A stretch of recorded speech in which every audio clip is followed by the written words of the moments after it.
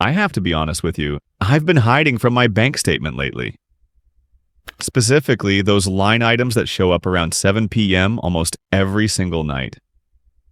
Last Tuesday, I sat on my couch after a long, draining shift at work. I was exhausted, my brain felt like mush, and the thought of even boiling water felt like climbing a mountain. So I did what I always do. I opened the app, scrolled for 2 minutes, and hit order. When the delivery arrived, I spent $32.40 on a single order of Thai food, a red curry and some spring rolls. $32.40.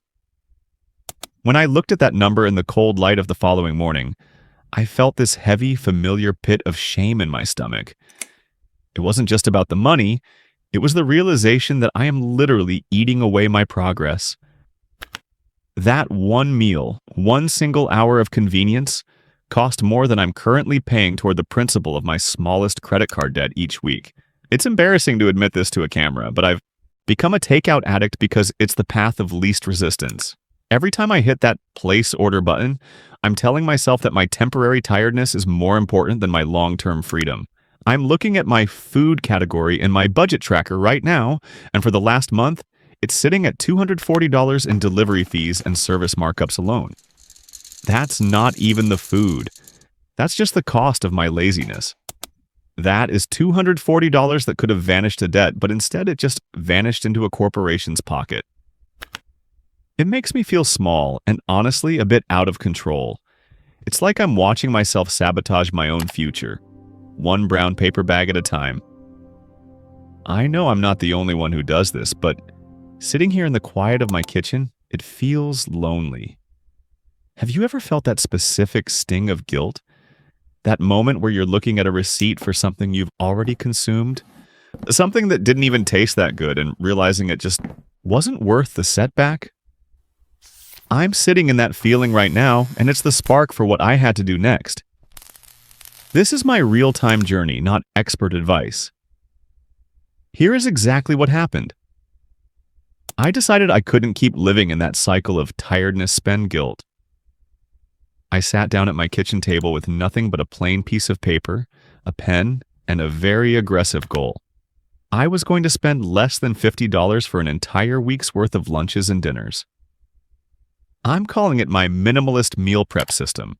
To be real with you, it felt a bit pathetic at first. I wasn't going to some high-end organic market to buy kale and quinoa. There were no fancy glass jars or color-coordinated spices. I went to the discount grocery store down the street and stuck to the basics. I bought a massive bag of rice, 2 cartons of eggs, a large bag of frozen mixed vegetables, a pack of chicken thighs, and a bag of dried beans. My total at the register? Exactly $45.22. The numbers are simple, but when I saw them laid out on my receipt, they felt like a slap in the face. My $32.40 Thai meal from Tuesday was just one dinner. It lasted 20 minutes. This $45.22 purchase was designed to cover 14 meals. When I sat down to do the math, it came out to about $3.23 per meal. Seeing that $3.23 compared to the $32.40 on my spreadsheet was the wake-up call I desperately needed. It's a 90% difference in cost for the exact same result, a full stomach. I spent Sunday afternoon in the kitchen, and I want to be clear, this wasn't some aesthetic Pinterest-perfect session. It was messy. The kitchen smelled like onions. I managed to burn the first batch of roasted chickpeas until they were little black rocks, and I realized halfway through that I'd forgotten to buy salt. Everything tasted like cardboard for a minute. I felt frustrated. I felt like giving up and just grabbing a burger. But I kept going because I kept visualizing that red and green bar chart in my head. The red bar is that $240 monthly takeout habit. Money I'll never see again. The tiny green bar next to it is what this new system looks like. It's about more than just food. It's about reclaiming my time and my headspace. I realized that the reason I spend so much on takeout isn't that I love the food. It's that I'm bad at making decisions when I'm tired. This system removes the choice. It's not about being a world-class chef.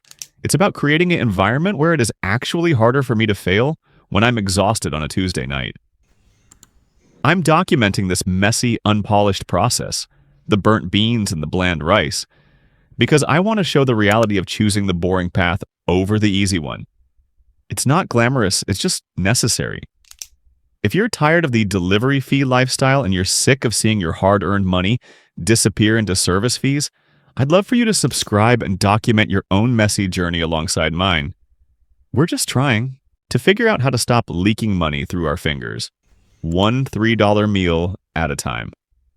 After I finished prepping, I looked at my debt balance. It's currently $14,850.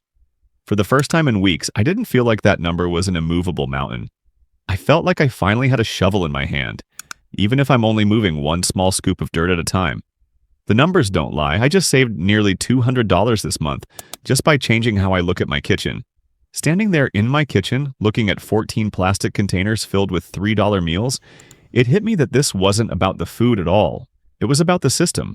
In the past, whenever I felt guilty about my spending, I would try to overhaul my entire life overnight. I'd vow to never eat out again, buy a bunch of complicated cookbooks, and try to become a master chef in 24 hours, and I would always fail by Wednesday. But the 1% philosophy is different. It's not about being perfect. It's about making the right choice just 1% easier than the wrong one. By spending those 2 hours on Sunday, I didn't just prep food. I removed the decision fatigue that usually leads me straight to the delivery apps. Now, when I'm exhausted and my brain is screaming for convenience, the path of least resistance isn't a $30 Thai order that takes 45 minutes to arrive. The easiest path is the meal I've already paid for and prepared, which takes 2 minutes in the microwave. This tiny victory is protecting my future self. I'm finally starting to see that my debt isn't going to disappear because of some massive lucky windfall. It's going to vanish because I chose a $3.23 bowl of rice over a $32 impulse. It's a micro shift, but it's a shift that keeps me moving forward instead of sliding back into the shame of overspending. I'm not perfect, and I know there will be days when I still want that takeout, but today the system held. My 1% mission for tomorrow is simple. I am going to pack my lunch for work and move the $10 I would have spent on a sandwich directly into my debt repayment fund. That's it, just one $10 transfer. What's your 1% step today? Can you swap one expensive meal for something you already have in the pantry and put that difference toward your goal? Let's share our small wins in the comments below. I am not a financial expert or advisor. This content is for documenting my personal journey and for entertainment purposes only. Please do your own research before making any financial decisions.